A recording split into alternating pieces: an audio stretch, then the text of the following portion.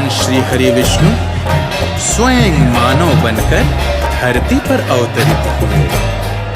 महाराज मनु और महारानी शतरूपा को दिया हुआ वरदान सत्य किया।